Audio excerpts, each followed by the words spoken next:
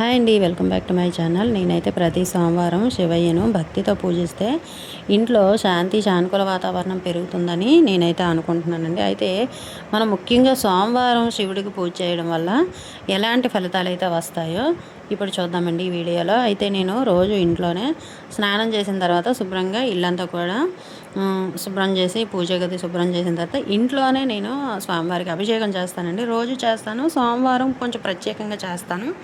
అయితే మనం ఉదయాన్నే ఇంటిని అలాగే పూజా గదిని కూడా శుభ్రం చేసుకోవాలి. స్నానం చేసి శుద్ధమైన బట్టలు కూడా మనం ధరించాలి. అంటే మనం బట్టలు కూడా మంచివి ధరించాలండి. ఏది పడితే అది వేసుకొని ముందు రోజు విప్పినవి కూడా బట్టలు మనం టచ్ చేయకూడదు, వేసుకోకూడదు. శివలింగానికి ముందుగా మనం స్వచ్ఛమైన నీటితో అభిషేకం చేసిన తర్వాత కొద్దిగా పాలు ఉంటే పాలు, లేదు అంటే మీరు ఏదైతే అనుకుంటున్నారో, లేదంటే నేను ఈరోజు చందనంతో చేశానండి. ఆ తర్వాత మళ్ళీ మనం నీటితో కూడా అభిషేకం చేయాలి. చందనం అయిన తర్వాత మనం నీళ్లు పోయాలి శివలింగం మీద. అంటే ఇంటిలో ఇలా చేసుకోవాలండి. అలాగే ప్రతి వారం కూడా మనం గుడికి వెళ్ళే టైం లేకపోవచ్చు, ఉదయాన్నే ఇలా చేసుకోండి. ఆ రోజంతా కూడా చాలా మనకి మంచి విషయాలు, మనకి ఆలోచనలు వస్తాయండి. తర్వాత శివలింగానికి బిల్వదళాలు అయితే సమర్పించాలి. బిల్వదళాలు సమర్పించేటప్పుడు కూడా మనం ఓం నమ శివాయ మంత్రం చదవాలి. అభిషేకం చేస్తున్నంతసేపు కూడా ఓం నమ శివాయ మంత్రాన్ని అయితే జపించాలి. అయితే మనం దీపం వెలిగించిన తర్వాత ధూపం వేయాలండి. ఎందుకు అంటే స్వామివారికి మనం స్నానం అంటే అభిషేకం చేయిస్తాం కదా, అలా తర్వాత మాత్రం ఖచ్చితంగా ధూపం అయితే మాత్రం స్వామివారికి సమర్పించాలండి. అలాగే శివయ్యకు పుష్పాలు కూడా మన దగ్గర ఏ పుష్పం ఉంటే ఆ పుష్పం సమర్పించాలి.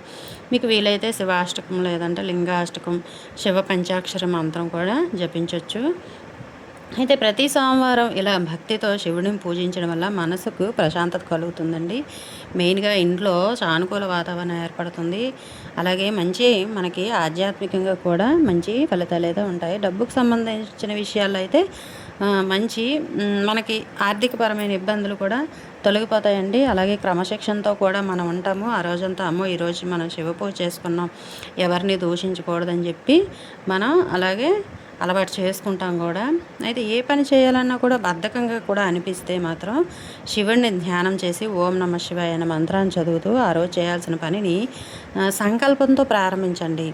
అంటే ఈరోజు ఖచ్చితంగా మనం ఈ పని చేయాలని చెప్పి బద్ధకం వదిలి మన శివయ్య మీద భారం వేసి మనం ఆ పనిని అయితే ప్రారంభించాలి.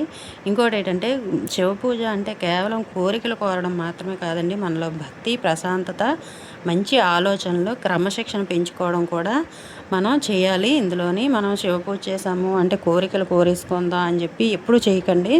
మనకి ఏమి ఇవ్వాలో శివయ్యకి తప్ప ఇంకెవరికి తెలియదండి. శివయ్యకి పూజ చేస్తే ఆయనకు తెలుసు ఆ రోజు మనం ఏం చేసామో, మన కర్మను బట్టి ఎలాంటి మనకు మంచి ఫలితాలను అయితే ఇస్తారండి. అలాగే ప్రతి సోమవారం కూడా కనీసం కొన్ని నిమిషాలైనా కూడా స్వామివారి శివాష్టకం కానీ లేదంటే ఓం నమ శివాయ పంచాక్షర మంత్రం కానీ చదువుతూ ఉంటే, అలాగే భక్తితో మనం ఏది ఇచ్చినా సరే స్వామివారికి మంచిదేనండి. మంచి ఫలితాలు అయితే ఉంటాయి. అలాగే హరహర మహాదేవ అని చెప్పి కూడా మంత్రం చదవచ్చు.